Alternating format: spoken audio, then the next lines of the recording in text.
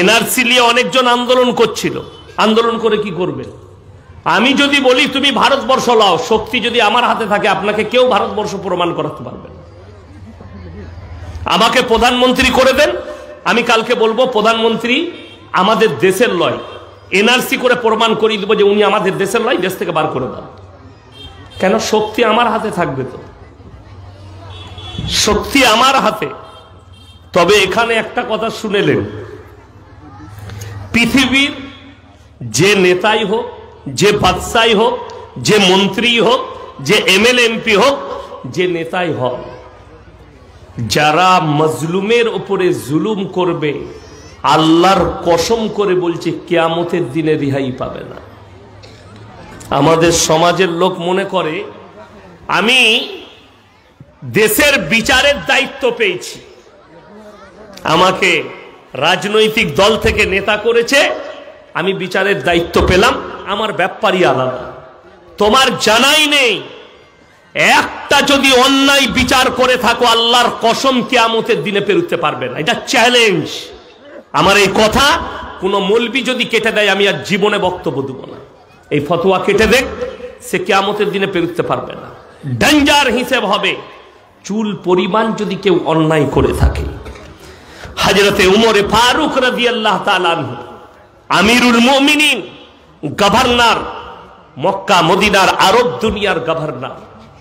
সেই যুগে গোটা পৃথিবীতে চর্চা চলেছে কার? উমরের, তার রাজত্বের, তার বাদশাহীর একটা চর্চা হয়েছে।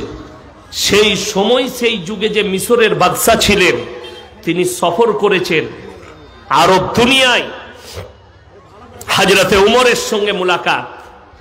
তোমার এত প্রশংসা, আমিও মিশরের একজন বাদশা, তুমি যে এই আরব দুনিয়া চালাচ্ছ, তোমার পৃথিবীতে এত প্রশংসা, তুমি কিভাবে রাজত্ব চালাও?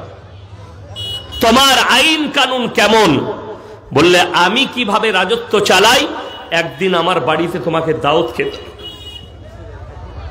দাওয়াত কবুল করলেন। বেটা আব্দুল্লাহকে বললে দস্তরখান লাগাও। দস্তরখান লেগে গেছে।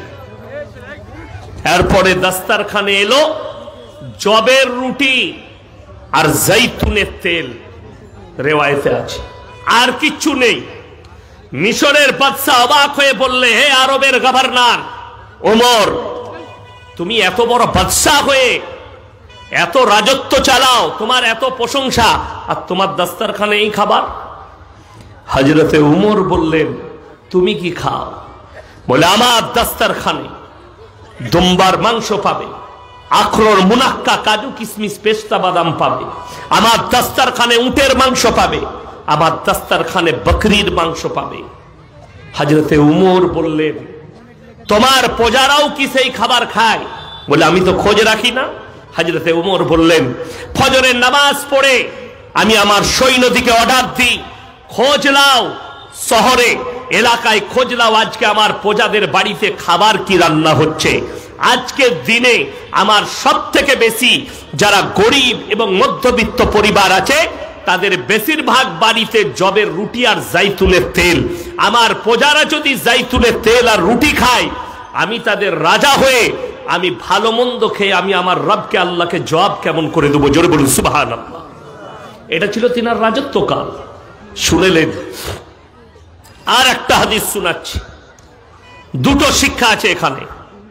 এক হচ্ছে, অনেক মানুষের অভিযোগ থাকে সাধারণ লোকের, মৌলবীরা জলসা করে কেন পয়সা নেয়? ইমামতি করে পয়সা কোথায় লেখা হবে? লেখা আছে। মাদ্রাসায় পড়িয়ে পয়সা নিয়ে যাবে, কোথায় লেখা আছে? হাদিসে কোরআনে। এই দলিল অনেকজন চাই। হযরতে উমরে ফারুক রাদিয়াল্লাহু তাআলা আনহু যেদিনে আমিরুল মুমিনিন হলেন, আমির হলেন, গভর্নর হলেন, সেদিনে সকালবেলায় উঠে নিজের ব্যবসার মালগুলো তুলে নিয়ে উটের ওপরে চলে যাচ্ছে। সাহাবীরা আটকিয়ে দিলেন, আপনি যদি ব্যবসায় যান আমাদেরকে দিন শিক্ষা কে দিবে? আমাদের কাছে দিন কে পৌঁছাবে? হযরতে উমর বললেন, আমার সংসার কি করে চলবে আমি যদি ব্যবসা না করি?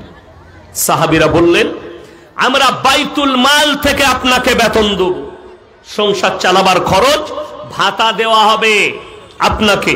হযরতে ওমর বললে তাইলে আমার অসুবিধা নেই। হযরতে ওমরকে ভাতা দিতে লাগলেন। 1 মাসের ভাতা দিয়েছেন। পুরো মাস খাওয়ার পরে কিছু মাল বেঁচে গেছে। হযরতে উমর রাদিয়াল্লাহু তাআলা আনহুর বিবি বলছেন, হে আমার স্বামী, আমরা সারা মাস খেয়েছি, এই দেখুন এই মালটা বেঁচে গেছে, আমাদের সামনের মাসে কাজে লেগে যাবে। তিনি ধমক দিলেন, মালগুলো রেডি করো, ফেরত দিতে হবে বাইতুল মালে। এই মালটা আমার কাছে বেশি চলে এসছে, এটা কওমের মাল, এটা সমস্ত আরববাসীর আমার কওমের হক আছে এই মালের প্রতি, এটা আমার কাছে বাড়তি চলে এসছে, এটা ফেরত দাও। হযরতে উমর মালটা ফেরত দিলেন।